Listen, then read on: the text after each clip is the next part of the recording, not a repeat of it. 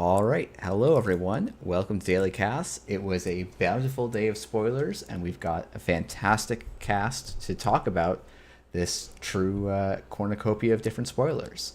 I'm going to have each of them introduce themselves, talk a little bit about how they got into Netrunner and kind of what they're doing in Netrunner these days.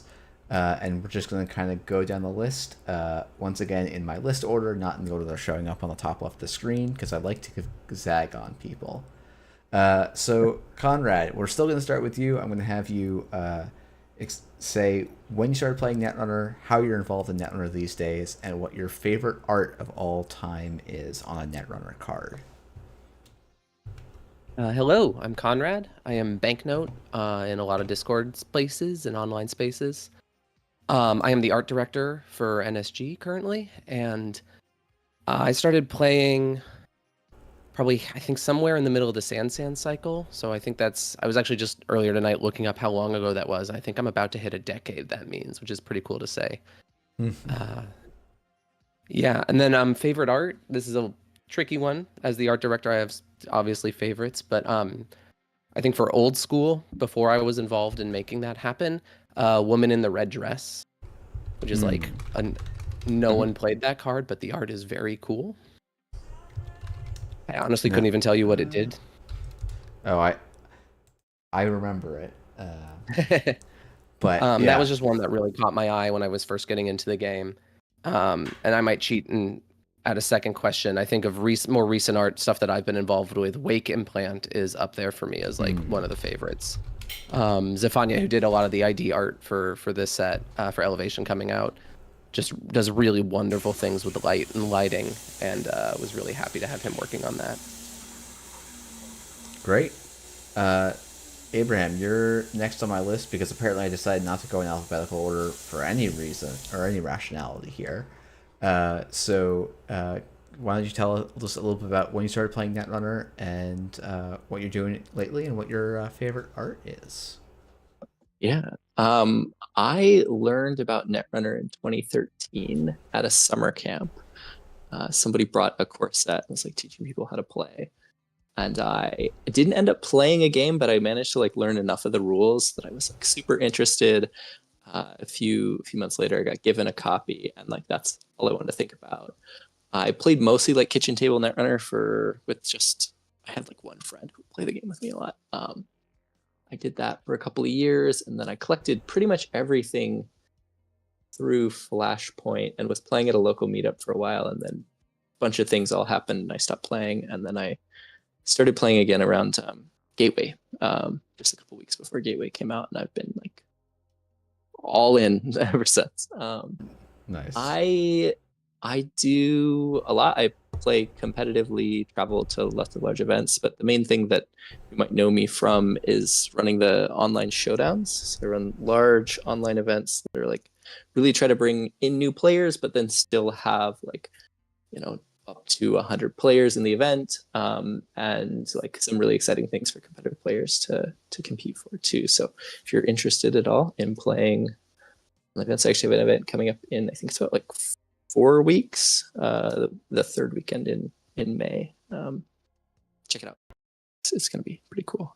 And as far as art, my favorite card art is probably Blood in the Water. I absolutely love that piece that Scott did. It's a stunning piece of art. And then if I can go beyond that to like any alt arts, I'm a big fan of the piece of art that got done for the Conce Prize last year, which I was in, not to brag, but I love that piece of art too. Just a bit of a flex. Just a bit of a flex. Yeah. Very nice. All right. Last but most certainly not least, Sebastian, do you want to introduce yourself to the stream and cover some of those other questions? Yeah. Hello, it's Sebastian K. I started playing in like early 2017, pretty casually for a while.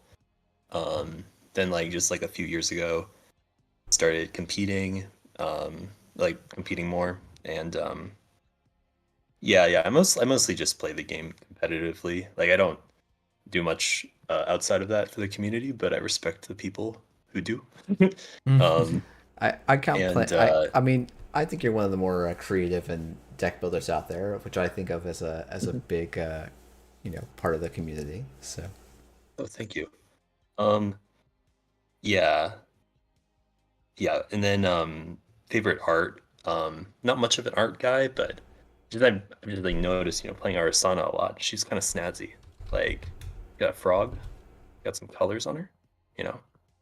So yeah, I guess the Arasana ID art. Yeah. nice, cool, great. There's an Arsenal ult that I think either just got spoiled or is gonna maybe it hasn't been spoiled yet. That I think it's not for Arsana, but it's an Arsana card that I think people will enjoy coming out to a OP article soon. But yeah, today was a pretty packed day of Netrunner spoilers. We actually had one additional thing that's not listed here. So we had Ellie Amir, also part of the team behind World Breakers, spoiled some cards. We also had Radio Heinlein spoiling some cards. TMKF Netrunner spoiled some cards, and also Veronica spoiled some cards. So we have quite the set of cards to talk about. We're going to do them in kind of, not in any particular, or we're going to do them in set release order. But that's going to start us off with Lie Low. This is a 1-cost criminal event double. As an additional cost to play this event, spend a click, resolve one of the following, draw 4 cards, or remove up to 2 tags. This is 1 influence. It pictures, or it depicts, oh goodness, I can never remember how to say her name. I think, and I'm not positive on this, it's Muslihati. Muslihati, okay. Living, I think is viewed as Muslihati. like a last initial, but Okay.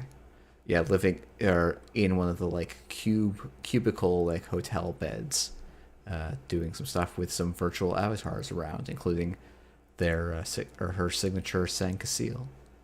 Oh, Mega City. Okay, thank you. Yeah, it's a Mega City alt art of a I think it should be Pisha style, but maybe I'm forgetting.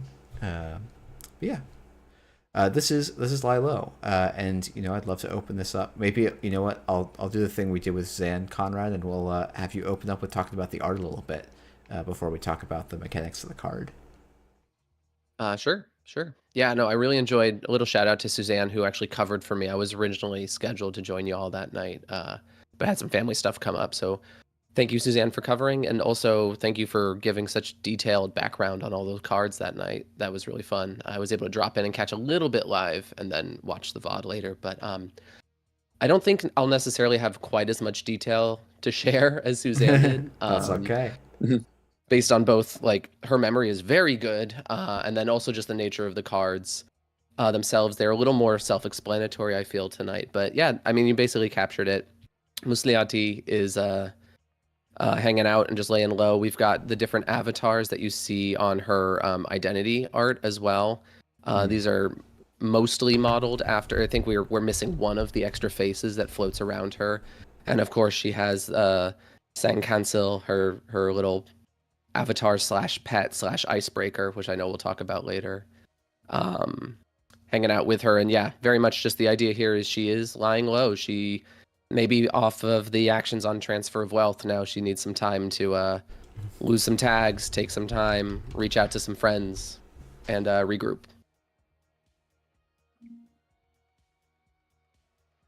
Yeah, nice. I guess Sebastian, I might start with you on kind of what your thoughts are on this card overall. Yeah. So this is a pretty good, like relatively criminal draw event. They don't get a lot of those. So that's nice. So they'll probably find a lot of people, a lot of criminals probably will play it from there. And like utility of tag removing is nice. To like, you have to kind of, it might be hard to set up a turn where you're removing your own tags here, because transfer wealth, you only get 1 tag from that. But maybe you can do something like you transfer wealth them. You get a counter in your backline. You run your remote second counter, takes you to enough to derez your ice, and then you have 2 tags to remove. So, yeah, that's potential application there. I just jump in here. I like this card a lot. I think it's interesting. But I'm one of the few people or one of the few players who will like advocates for playing Arcation and play that I know of, that advocates for playing Arcation, even playing Arcation with your first click. I think that the numbers aren't terrible. If you just like want a lot of cards. I mean, it depends. It just depends on the situation, depends on the matchup, depends on what your deck does. But I think that just being able to have access to a large chunk of cards in Criminal without spending any influence is useful. And the tag removing utility is nice. It's not a ton of cash because you're still paying 1 credit and both clicks for the 2 tags, but it's effectively kind of like a career fair worth of value if you're going to remove the 2 tags anyways. You're spending the same number of actions, but you save 3 credits. With some of the spoiled NBN cards, I have a feeling that's something I'm going to want to do. And at 1 influence, I could even this might go places in other decks depending on how tag dominant the meta is. So I like it a lot. I think it's a cool design. Yeah, I do feel, it was interesting to see. I feel like this was like a card that was like a real kind of like Rorschach test, where I saw like some people saying like, oh, this is like unplayable garbage. I saw some people saying like, oh, this is the strongest draw card Criminal's ever had, maybe while also saying it was unplayable garbage at the same time, which, isn't necessarily contradictory. But I don't know. I like this card seems pretty solid to me. I also just realized like, oh, this is Earthrise rotated, but this is kind of, I don't know if this is intentional or not, and I'm not going to ask because it's just too good in my headcanon that we're replacing one hotel with another for criminals. But yeah, I don't know. This card, like, a lot of people say like, oh, this is going to be like a 1x or a 0x. I'm like, I feel like this is probably going to be in quite a few criminal decks because 2 clicks draw 4 isn't like the most exciting amount of draw to get, but like it's actually better than Dr. Nuka, at least on the first click, which I feel like is I really value like the velocity of how quickly you get draw, and like to me that's like why you bother to include card draw cards in Netrunners so that you can play them quickly, over the like. Though I know there are other good reasons to play other types of card draw. But to me, Lilo seems like a pretty solid kind of card. I think it's also worth saying that extra click, both of the runners we get in this cycle, both of the Crim runners specifically, I should say, have some kind of click compression. Either Muslihati, who is probably drawing this clicklessly, so that somewhat offsets it, or Baz, who you can easily do click, lie low, and then run and still install something you just drew, so you can keep that aggression and that pressure on. It kind of helps offset that extra click of the double. If I don't know how that fits outside, like I don't know if that's going to be as good in like Zaya necessarily, but I also think like I play a lot of Crim, and so I know I'm going to be sleeving this card up a lot because we've just been starved for card draw. Yeah. Flexibility on any card too is very useful. Like anytime your card can do multiple things, it's really powerful if you are in a position where you're low, like even if you aren't planning on using this for the tag removal very much, if it's like a draw staple, if you ever end up low on credits for some critical thing you need to do, and then you get oppoed or just you get tags, you're playing that runner, having this ability to remove 4 credits worth of tags for only 1 credit is like a useful part of its utility too. Yeah, I feel like there's gonna feel. Oh, sorry. Go ahead. I was just gonna say it's gonna feel really bad if you like big oppo them and then they play 2 of these, for the corp, that is. Yeah. Real good for the Grim, yeah. Yeah. Like, I also think people have pointed out, like, the class act almost works a little bit better when you're doing large volumes of draw as well. Like, draw 5, keep 4 is better than draw 2, keep 1, in terms of, like, how much you're improving your hand. Maybe that's just psychological, but, like, it does seem kind of true. I think that makes sense. Like, you have a lot of situations where you draw 2 cards you want. If you're drawing 5 cards, you're much more likely to have a card you really don't need out of those 5 than if you. Yeah. Y'all think this gets splashed more than no free lunch for tag removal? That's a good question. I ask because I honestly have no idea. I think that this does a very different thing. Like, I think of no free lunch as like a shield that's keeping you from getting a tag when it's not your turn and getting like some bad thing happening to you when you have a single tag. Like your Kancil getting retributioned or some combination of damage, which ends with end of the line. Because it lets you remove that tag during the corpse turn. Lilo is more of like, I'm concerned about a deck that's going to be playing a tag tempo matchup, like playing a lot of oppos, like rezzing a lot of like VSAs, or causing a lot of like tags as like one of the forces that I'm fighting against. Whereas no free lunch doesn't help a ton with that. It's just like gain 3 credits in that situation. It's remove the tag, but Lilo helps more in like an attrition tag game. So. I think I agree with that analysis. If you're like, I was just thinking maybe so Anarch, because they lost moshing, might be struggling a bit for card draw actually coming up, and this also might, in case like some other Anarch wants to play some of Seb's like toys, then maybe it could make sense in an Anarch, like remove a crew tag. You could play friend of a friend or something like that. Yeah. I mean, like the idea of like a crew Anarch being like, oh, I can use instead of having to use a devil charm, I can like crew trash and ice, and then Lilo to remove both of those tags is probably an interesting angle. Yeah, I have a feeling that this will get played in your deck for the draw, and the tags function will affect how appealing it is as a draw card depending upon the corp meta. I don't think that the 2 tags for saving you 3 credits is like enough of a payoff as a build around for like a tag me untag me archetype. I mean, it's possible that it could slot into that if that deck is good, but since you're basically just getting a career fair's worth of value, which there were lots of really amazing 3-cost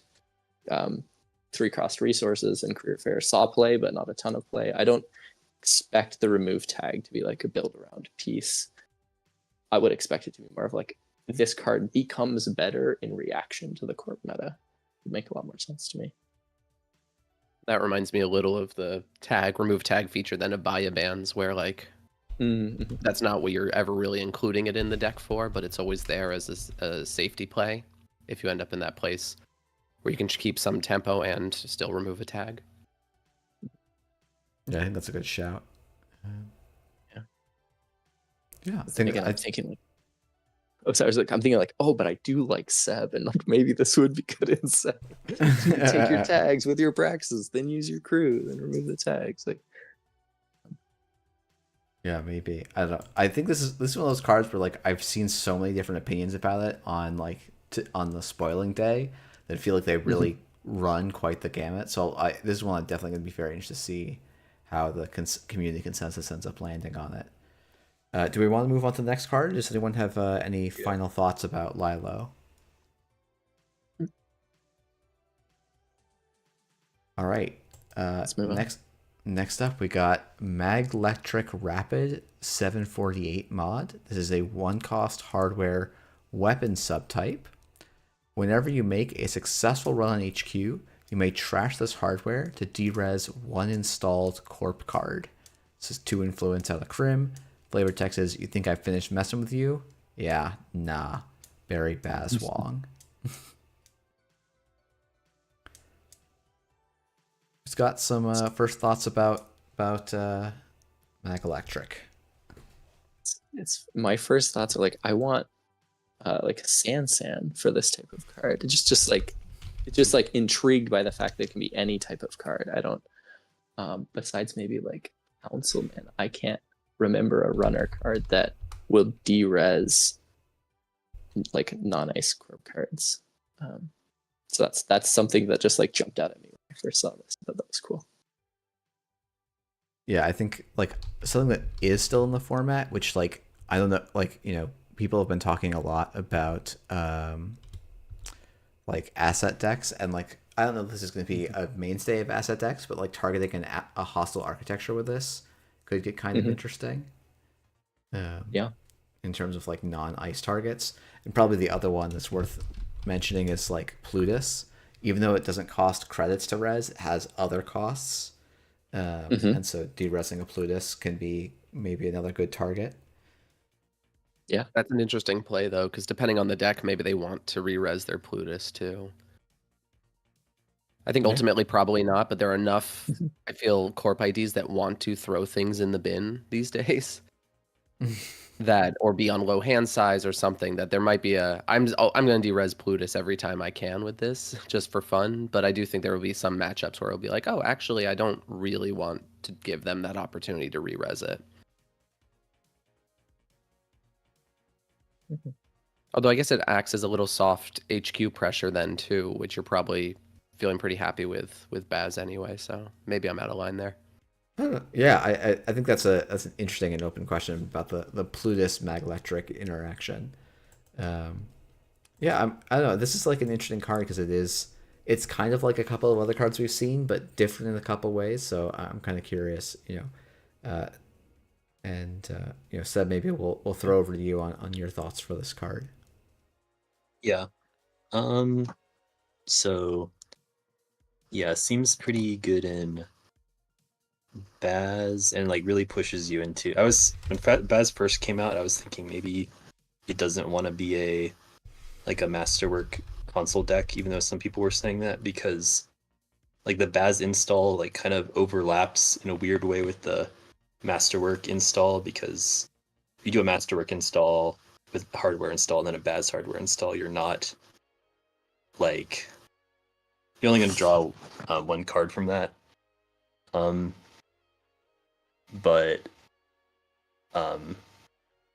But yeah, there's like but now it's like things like this and the transfer wealth make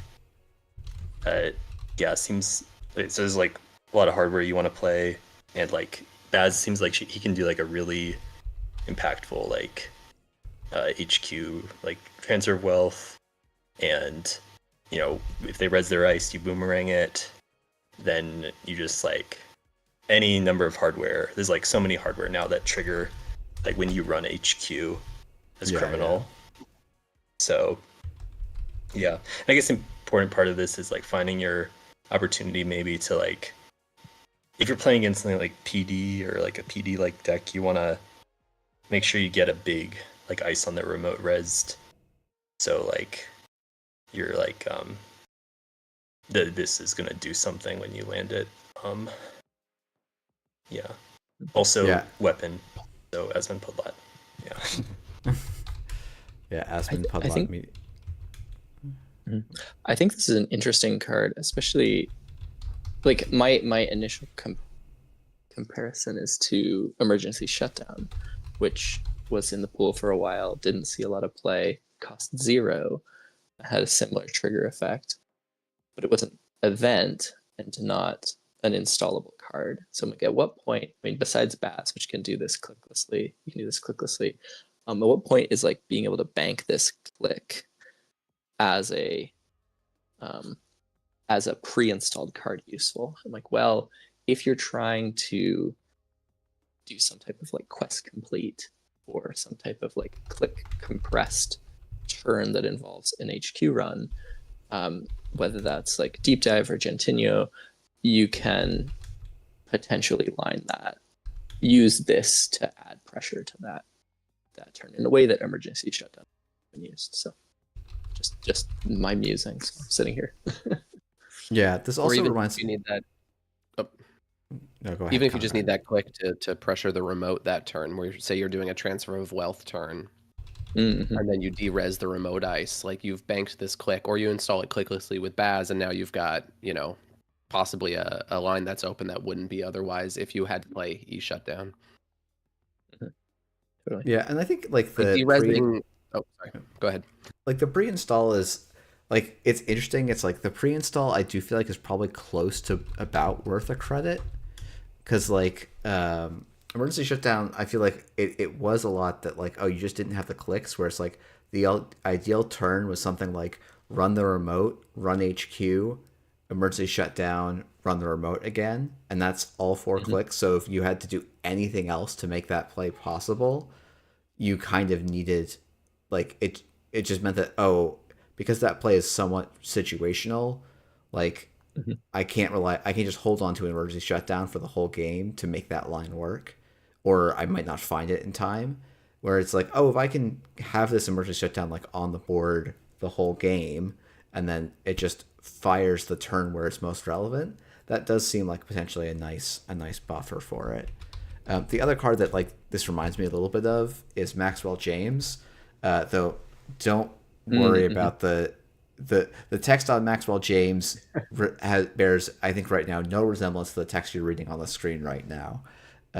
So that's a whole separate set of issues, but it does kind of resemble it in that sense. It's functionally very similar functional card to the so. Yeah, I guess this is almost written like the way that it seems like Maxwell James was intended to be read, just not how it actually worked under the rules. But yeah, I think originally there was confusion because you use this ability only after a successful run on HQ, but it doesn't say this turn, so it's like very ambiguous where the after HQ. Well, so the period ends. The ambiguity was.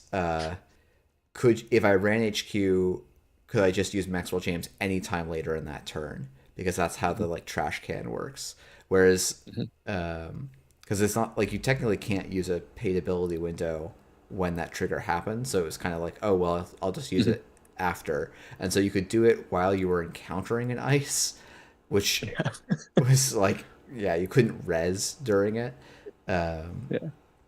So it was pretty gross. But and it's like, okay, a rotted Maxwell James I don't think saw as much play, though I think some of that is also like, hey, when people, when you rot a card to make it weaker, people tend to like just kind of ignore it in a lot of cases. So. Yeah, no, totally. I do think there's a tiny trade-off with the pre-install because obviously you telegraph more and the corp has time to react. But I think, playing E shutdown, generally I feel like the corp player is going to get a read on your deck long before that comes. So I don't think there were a lot of surprise E shutdown plays necessarily. Another I think it's a minor downgrade or a minor drawback to otherwise I agree like banking that click is a lot more powerful. Another thing that was mentioned in the chat is that E shutdown is like really not very useful when you're playing against an asset deck. So that's one of the risks to including E shutdown in your deck. Whereas if you can like turn down a hostile architecture, turn over a hostile architecture or other expensive asset, this can have a functionally higher like economic utility in a matchup that you wouldn't be able to use a card like emergency shutdown. I think that's a useful point. I thought of this is probably a pretty niche case, but like if there's an auto campaign in a remote you can't bust right now, you could shut it down so that they don't get the clicks and it like delays out the payoff for another couple turns. I actually like that a lot. Yeah. Sick. That is really cool. You can't.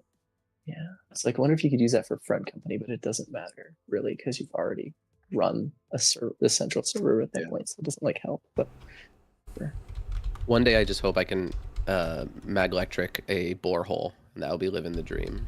Oh, that's just mean. you could if the corp had 4 or less credits, you could like transfer of wealth and then flip down like a skunk works or something. Yeah, have fun. Yeah. There's definitely realms where, like, yeah, if you set up things right, like, you don't have to even derez that big of a card to make this kind of impact. They can't afford to res their remote ice and re-res their skunk works. That could definitely be worth it, depending on the situation. Yeah. All right, should we move on to the next card, or just, people have any final thoughts on this one? I'll say I like the art and framing of this piece quite a bit, and I know it can be tricky to depict violence on cards, and I think this one does it pretty well. But yeah. Oh yeah, I should give a shout out that we were working with the narrative team on that. It was really important to show Baz, like, he may be, high up, the leader of his branch of the Trimaf, but like he still gets his hands dirty. And so this was something we really wanted to showcase on a card. Yeah. Cool. Well, we've got a Mulashot T card. This is Kancil. It is a 3-cost 1 MU program icebreaker decoder. It's 2 strength, and it has interface 1 credit, break 1 code gate subroutine, 3 credits plus 2 strength. If a run event is active, this ability costs 2 credits less to use. It's 2 influence, and the flavor text: consequences only matter if they catch you.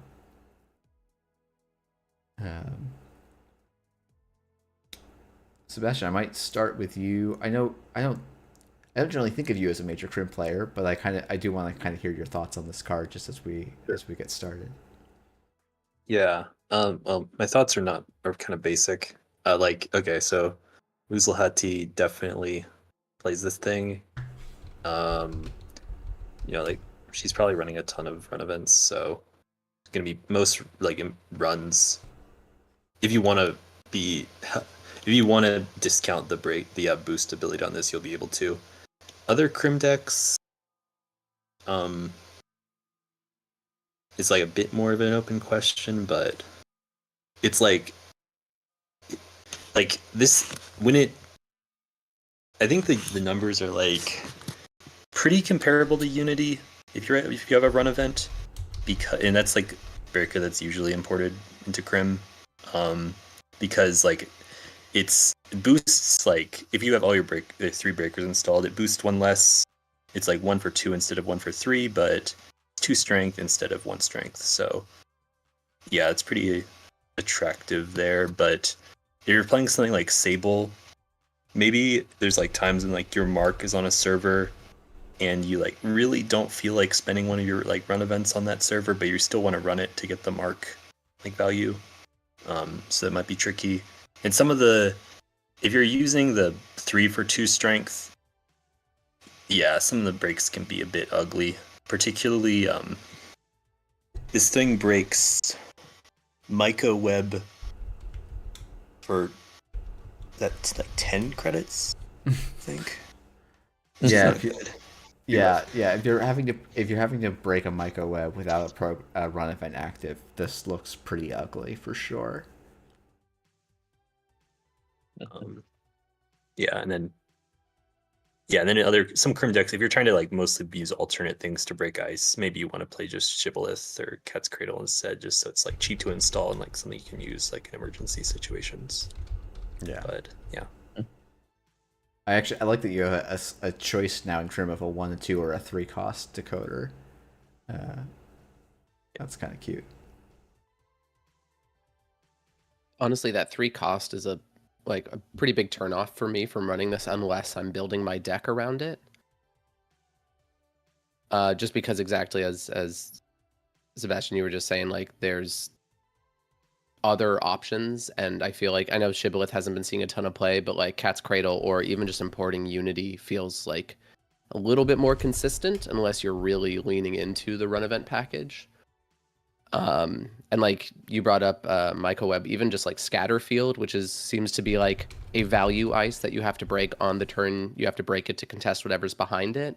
That feels really bad at, what is that, like 5 credits to break and then to probably trash whatever's behind it or deal with whatever's going on in HQ.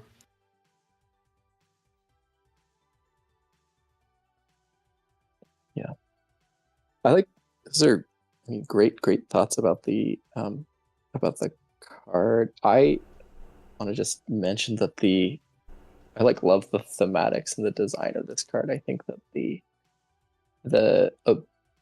the ice breaking changing with a run event is really cool, especially because a lot of run events boost the power of a run if your icebreakers are also getting stronger, like while you play your overclock or whatever. It's like kind of a compounding effect that is really interesting and seems like cool in a criminal way. And I think the art is really beautiful, and I like a lot that the card like has to offer, and I hope that it sees play in decks, in competitive decks. But regardless, I think it's a really good card for Elevation.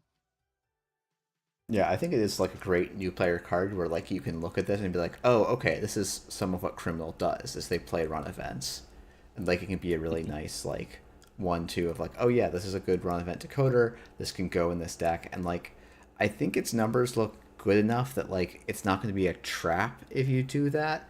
It just might be that like, oh, when you get down to like optimize the meta, that may not be like the most optimal strategy, but that's a little bit different from like a, oh, if you're a new player, like this will be a good foundation for you to kind of play with and learn from, which I think is good.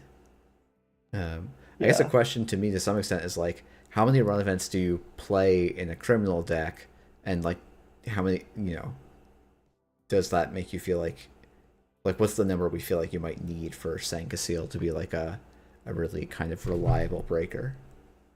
Mm-hmm. It's interesting. It's probably depends a lot on the breakpoints. It makes the whole breakpoint like analysis of an icebreaker a lot more complicated. Mm-hmm. Like when I'm thinking about icebreakers and comparing them for a deck, like I'll often lay out like what are all of the ice of this type I expect to be breaking. What are all the breakpoints and how do those compare? And in what matchups do I need more or less money compared to the like breakpoints on these ice? And this just like has a big change. And is the deck where you're going to have an ice that you definitely want to run event for also playing a bunch of like small barriers that you can walk through and make a bunch of normal runs without having to play run events? Or like, does that type of deck also play low strength code gates? Because the 2 strength is like pretty useful. Like that can make a big difference. There are like a lot of ice like VSA, like the first one that's jumping out to me where like I don't love breaking that with Unity, and like being able to break 2 strength code gates for 1 credit is like very appealing. So I just think that the question of like how many code gate breaking runs do you have like in your deck is an interesting question, and then just like how complicated is the cost benefit analysis based on like what you expect the amount of runs you'll need for any particular deck and what types of runs those will be in what situations. Like much more complicated to like decide, I guess. I'd love to see the efficiency on this be good enough for someone to bring a janky chromatophores deck that turns everything into code gates and then just uses run events to like easily coast through for, just basically breaking subs. I don't think there's any legs on that at all, but I guess there's 8 legs on chromatophores. Sorry. Yes, we got 12 legs in total, but in that game plan. I think my favorite janky shout out was there is one run event in Standard that shuffles itself back into your deck. I don't know if anyone knows that card off the top of their head. Direct access. Yep. Yeah. While I pride myself with knowing almost all the text on every Netrunner card, I would not have told you that was an effect on the direct access if you had like before today if you had made me, bet my life on it. But yeah, I don't know that, maybe if you're playing Muslahat, you don't have an ID ability during your turn, so just paying 1 to turn off the corpse is like relevant enough, and then you also get your, you get your breaker boost being cheaper. Maybe that's something. You can draw it for free. Yeah. Yeah, you draw it for free, and then you the just rest of your deck.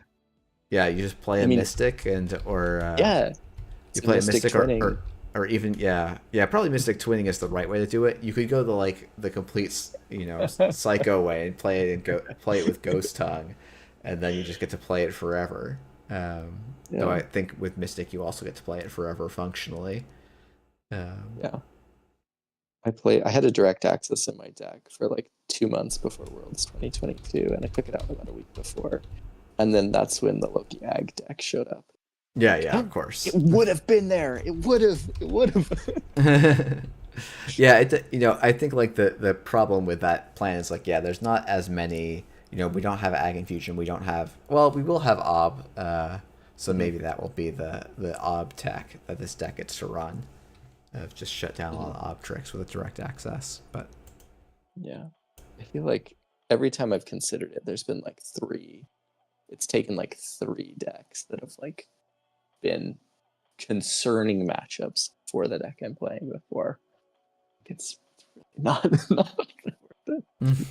Yeah, it's like, if the card has other upside, maybe it has a slightly easier time getting in, but we'll see. Yeah, for sure.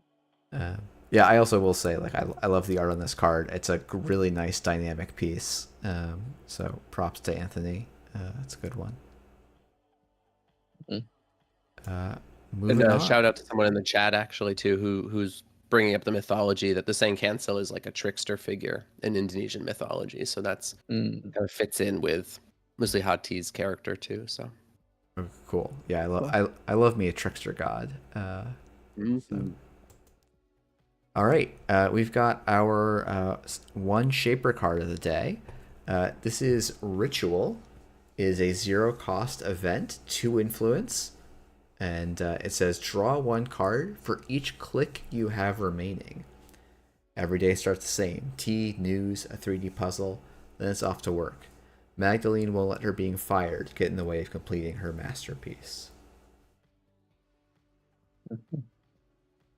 What have they done to my boy Diesel, and what did he do to deserve this? Yeah, it's seeing this card, I'm like getting excited for the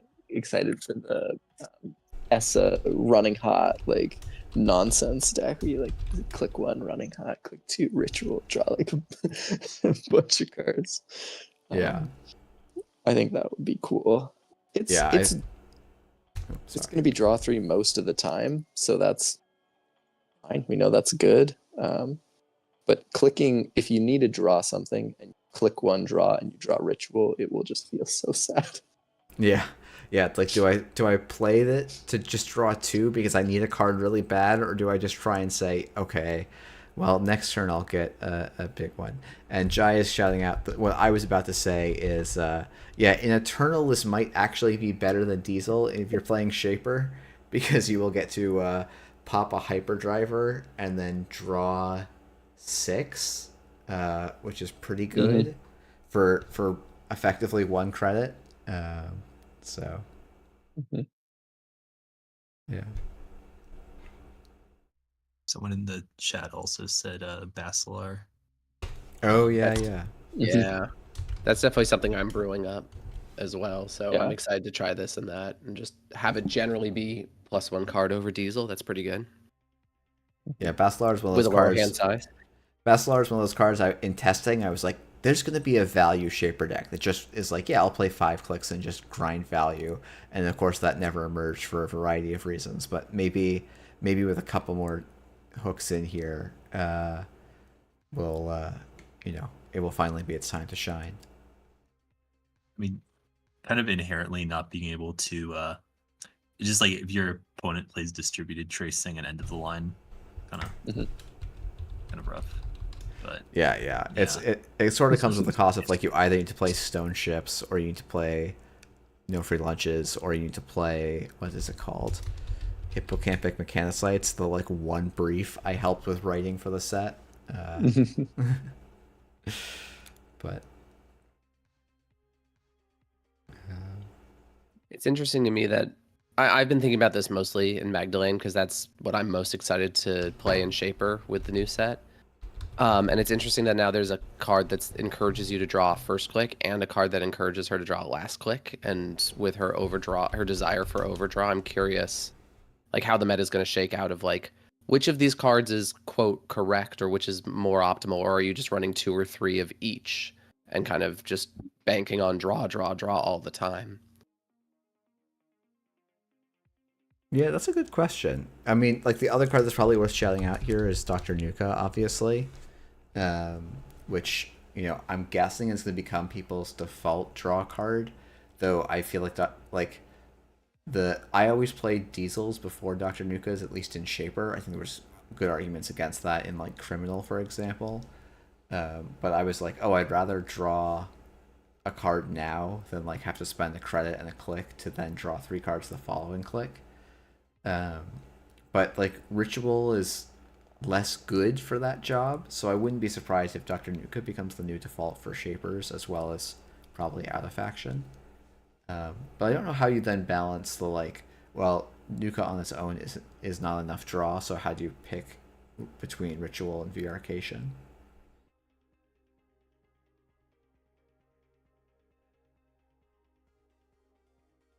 Yeah, I think that Ritual is also a really good design for the game space of encouraging newer players to having the design of the cards encourage like more complicated play without saying it outright. And that like it's generally agreed that like drawing cards earlier on in your turn before you have to make like choices that define the turn is really useful, right? If you're going to make a run and you have an extra click that you haven't allocated to some purpose for the turn, if you're going to draw, it's better to draw first often. Like it's generally getting the information helps you better set up your turn. So like, adage, like you don't want to draw last click is like, there are definitely situations where, you have a click left over and the best thing to do is to draw. But I think this card or this ritual like sets up players to think about drawing cards at the beginning of your turn, gives you the information to like plan the rest of your turn, which I think is like good design. Less of anything else about the card. Yeah, I agree with that. I think it's great to have a card that like encourages those play patterns and then has the kind of exploitable opportunity to look for combos with other cards. You're like, wait, I can get more value out of this. It doesn't just get worse later on. It can also get better if I cheat out a way to get extra clicks or something. I think I imagine new players will kind of latch onto that and I can see, that sparking some interesting deck building choices or discovery of like fun ways to combo cards.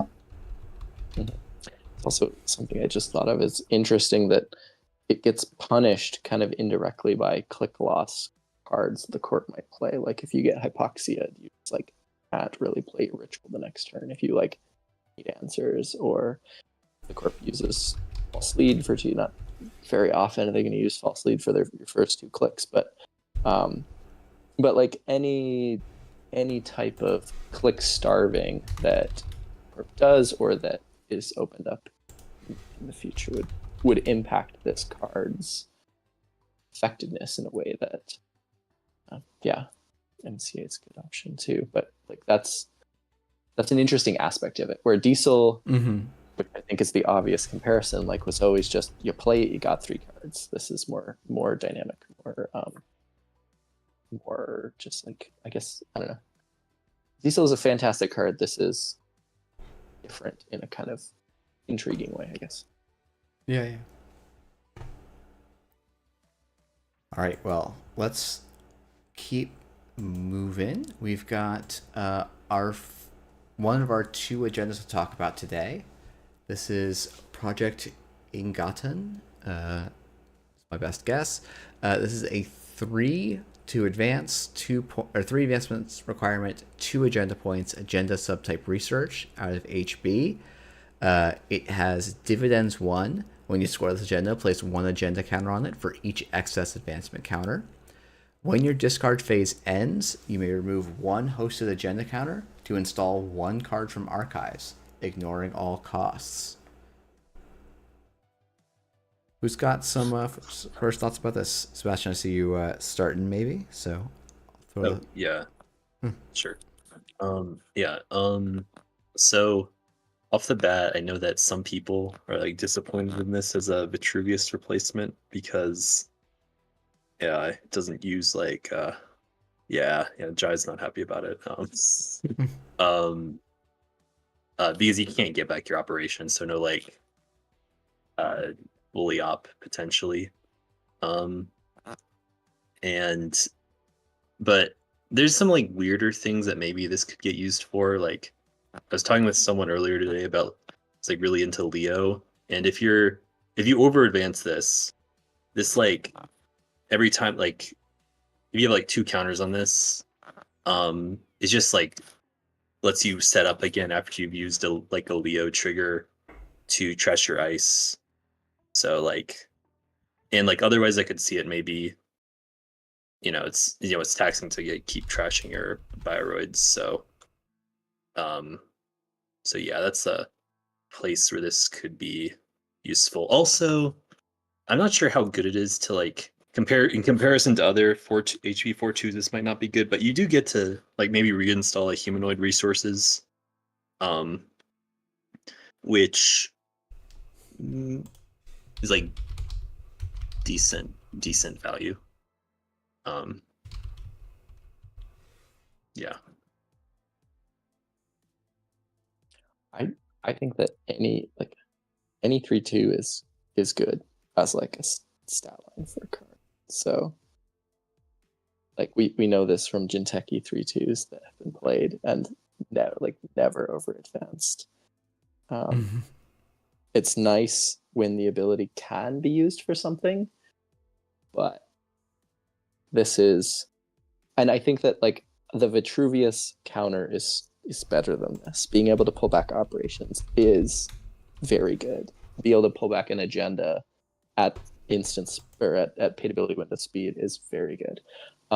But this has a nice balance where if you are like in a position to you have 3 advancement counters on this card and you have an extra click, you can effectively bank a restore, which play at the end of your turn, which is a limitation, but you have the opportunity to like basically prepay for a restore, which you can then use at the end of a future turn, which is not nothing. It's not as good as a Vitruvius counter. I personally don't believe, but it is still something that may happen, which I feel like is a spot to be at. That's my all my thoughts. Great. Yeah, I guess Conrad, I'll throw it, or Sebastian, I'll let you talk in just a sec. I'm kind of like, I think it's interesting, something to think about. It's like Vitruvius was probably the best 4/2 in faction in many situations, like Arfold Office maybe being the notable exception out of something like PD. But like, so it probably makes some sense that instead of attaching probably one of your best in faction effects to a 3/2, you attach a bit of a weaker effect, and that probably makes sense. I think I'll as a diehard ASA player, I'll be sad that I can't recur my fully operationals with this. I'll definitely miss that play pattern. But I think it makes sense as like a balanced perspective, and the banned Vitruvius haters finally get their way. But I also want to say like the art on this piece is striking, and it's like it's it reminds me very much of like TNG Borg, but like if they were made with like modern sci-fi modern budget special effects.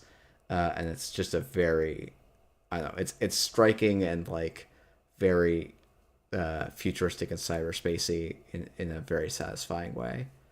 So Kira Nguyen knocking out of the park as she often does. Yeah, Kira did great on this. One little detail about the art too is like Biroids canonically have their brains in their chests.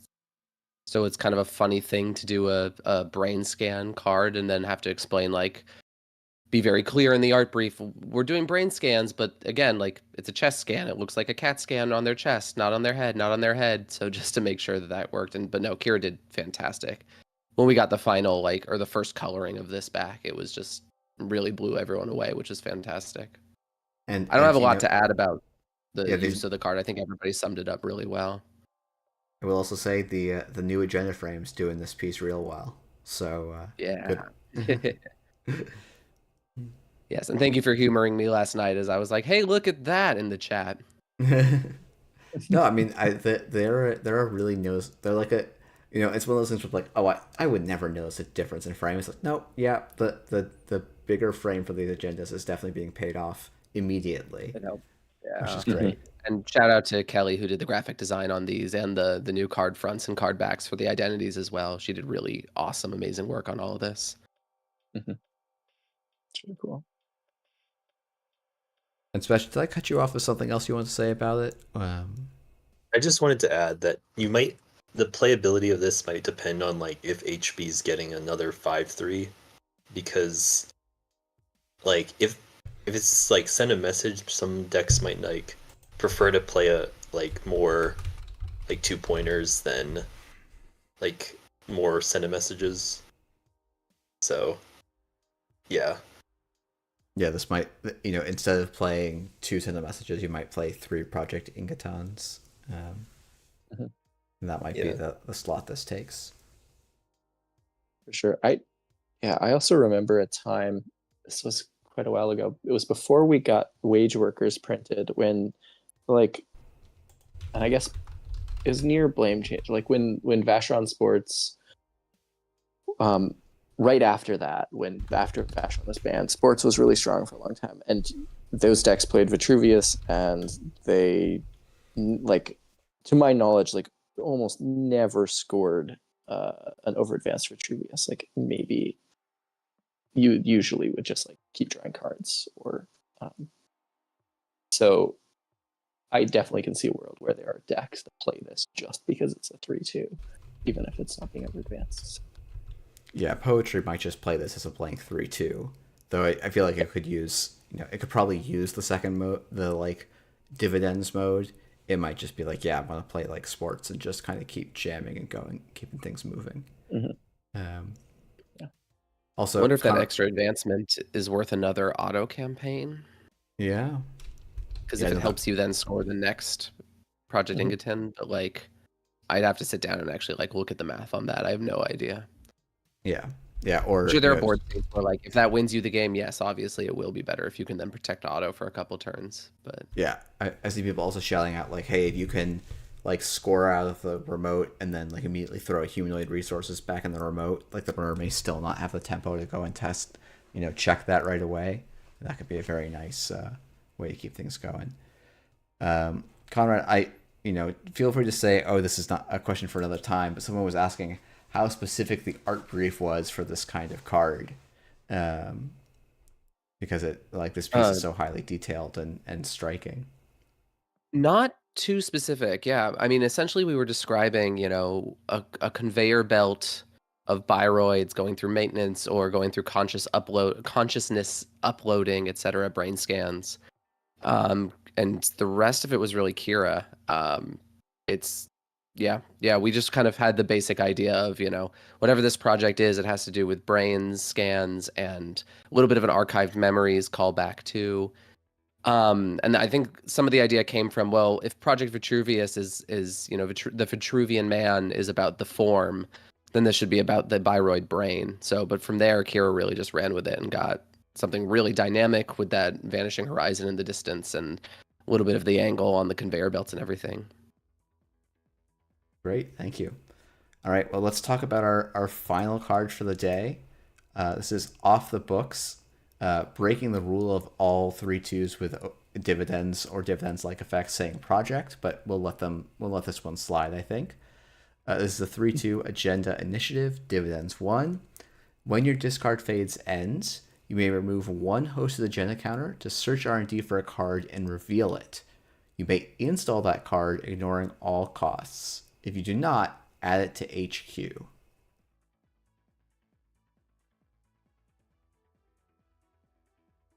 So the obvious comparison point is Atlas. I think this is like, different in ways that are still pretty interesting, though I suspect probably similar to Vitruvius will think this is a little bit weaker, but I'm kind of curious to hear what people's thoughts on this are.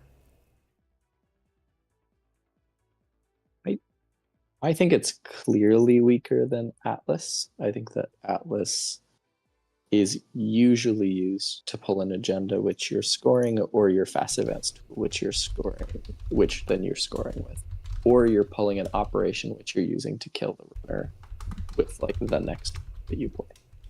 Or in some really strange cases, you have the game, you've almost won the game for sure, and the runner's like Hail Marrying R&D, and you just like pull agendas out of your deck with your Atlas counters. All of those situations you can't use off the books for, and I think those are the strongest applications of Project Atlas.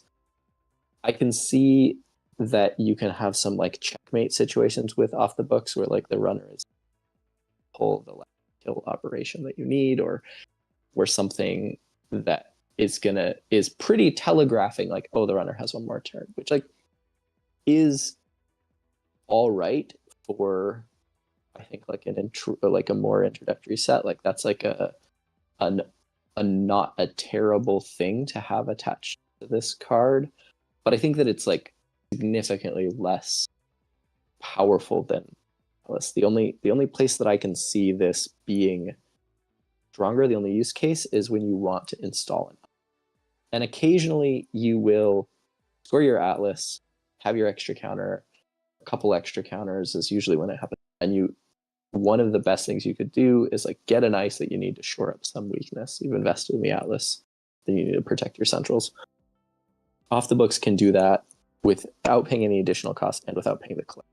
So I think that is like one of the best ways that I could imagine using it. Can you search your... So you can search for an agenda too. So if you're playing like a jamming deck, that's like jamming and scoring, like the kind of Rush-Ob to Cobb style decks. Some of those played Seamless Launch too. I could imagine maybe overscoring this, and then you can immediately end your turn and jam like your winning agenda that you need for the next turn. Like I could imagine something that get your Tucana Fire, and that's like a way that I could see using it. But all in all, I think that it's a 3/2, and for that purpose alone, it will probably see play index that don't want to play as if.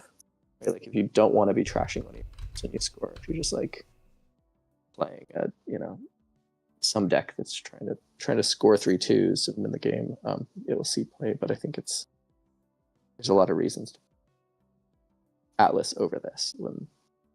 That's my thought. Yeah, I do think this takes the place of Azef in Glacier decks if you're going Glacier. Because that's maybe the benefit. The one thing this does better, as you just said, than Atlas is like those install costs. But then you already also have Eminent for that. So like, is the extra point and a time delayed Eminent install better? It might be just for agenda density. That's like maybe the point where it really starts finding its own niche. But I think I love the idea of the game where you like pull your winning agenda and hopefully in a very heavily iced HQ and just like stare the runner in the face and basically say, okay, like I'll win next turn, go. But you were doing that with Atlas anyway. You just didn't have to use the counter until your next turn. Yeah, maybe a neat case for this is like everyone can kind of do an Obbish thing where like you slash and burn to over advance this, and then like fetch a spin doctor and install it, so that that slash and burn is like completely safe. So like then why are you playing, like there's arguments against that being like a real line, but it's like maybe it's an option. I pulled up Bandgun earlier because like actually just being able to throw that, like throwing that agenda into the remote clicklessly and face up is maybe good, or like good enough in some cases. Yeah, if you can use these to like chain the scores with Bang Gun, where you don't have to like worry about drawing your agendas or having them in your hand, you can just like score off the books and use it, over advance it to bring your next agenda just onto the table face up. And as long as you have enough pressure and threat in the other things that you're doing, I could see that being a way that I saw that Jai pointed that out in the chat too. That's a good thought for bank combination. Sorry, I'm just realizing that is plausibly Baz in the like middle ground there. It looks like the same color suit, and the cybernetic arm is in the same spot. Yep. That's so. interesting. Can confirm. Yeah, that is Baz. He works a little bit with everybody. Nice. He's not above taking some corpo money as well, if that's where the profits lie. Cool. Sebastian, just want to make sure you have a chance to chime in on Off the Books as well. I don't have many thoughts on it. Just like since like the best use case, like if you're searching for like an ice, or like it's another like ignoring all install costs. So, janky thing. But if there's like some ice that's like you have a one of in your deck that you've imported that has like a really scary subroutine that you really want to Zato, you can put it on your remote for the Zato. Yeah, you can get your. You can like, I guess the eminent thing you could play 3 eminent and 3 this, but yeah,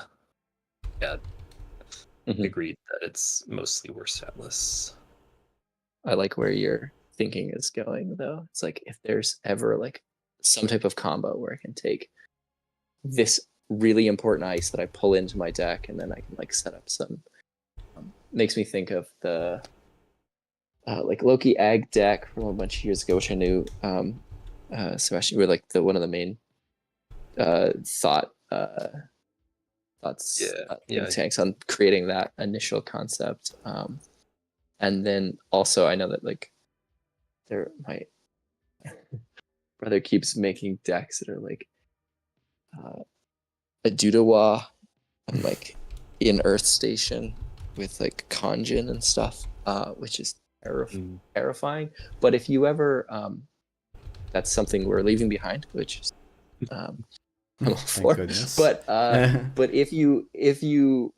if there are cards in the future that could create like a really like that you really want to be able to tutor an ice, it's interesting this agenda would like to do that. Yeah, I think that's actually a pretty good point of like, tutoring, especially like the out of faction like pivotal ice does seem like a potential interesting use case for this. And I do think like, an advantage of this over eminent is that you are getting twice as many agenda points, so that does just make your deck a little more consistent because you're going to hit fewer agendas overall. Yeah, I don't know. I think this will be an interesting card, and like Wayland definitely has been a faction that's relied a lot on fast advance, and so just having 7 3/2s available does seem like a 7 3/2s and 3 slash and burns is 20 points. So like it's not out of the realm of possibility that's just a winning agenda suite for Wayland going forward. Yeah. And so just getting up playing 3/2 is good enough.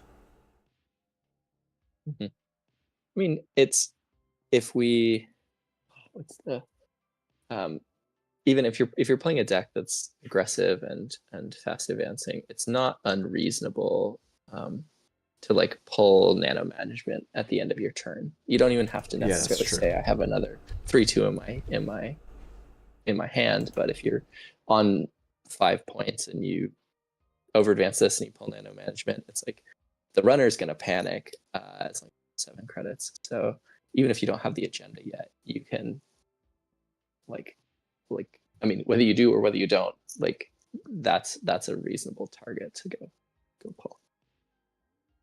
Yeah, that is one of the sad things. I'm like, oh yeah, the nice thing with the Atlas was like, oh, if you drew either half of the combo, you were just ready to go. Whereas with this, you probably do need to grab the non-interactable piece and then just kind of hope to draw into the other half that is interactable. But that's still pretty good to just be able to draw any card out of your deck, and that's maybe a thing to like be like, oh yeah, just getting cards out of your deck, getting the cards you want is still pretty good, even if it's maybe not as good as arguably one of the best possible effects to put on a tutor effect of do this whenever it's most advantageous for you, and scaling that down is not doesn't mean this card's bad, just means it's worse than the card that's rotating out.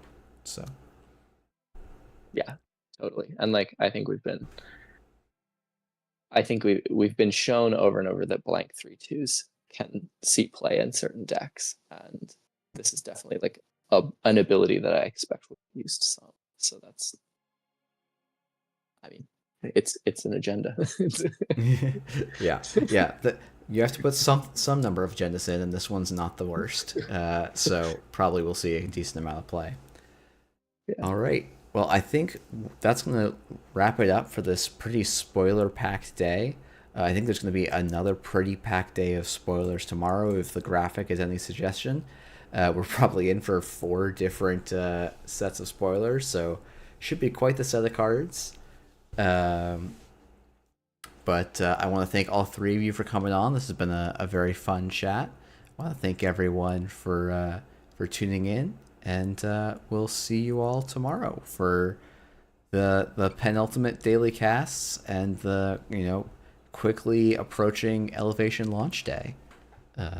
So hope everyone's had a good spoiler season so far, and we'll check back in tomorrow. Thank you. Thank you, Jeff. And people should check out Man the Moon's Summer Showdown. It should be a lot of fun, and Elevation will be pretty new still. So it should be a fun time. Yeah, it'll be just still fresh, but maybe a little bit will be sorted out. I think there's also a tournament happening this next coming weekend on OF1515 is running with a pretty internationally friendly time zone too. So if you're looking for a way to just test out the fresh cards right away, or warm up for, there's a whole lot of events. This is maybe the most events I've seen on ABR ever. It's like how dense the next few weeks are. So Yeah. have fun, everyone. It's gonna be cool. Yeah. And play in the showdown if you want. It would be great to have you there. Yeah, everyone enjoy, and look forward to the mega cities that are, I'm sure, right around the corner as well. All right, have a good night, everyone, and thanks again to all these wonderful guests.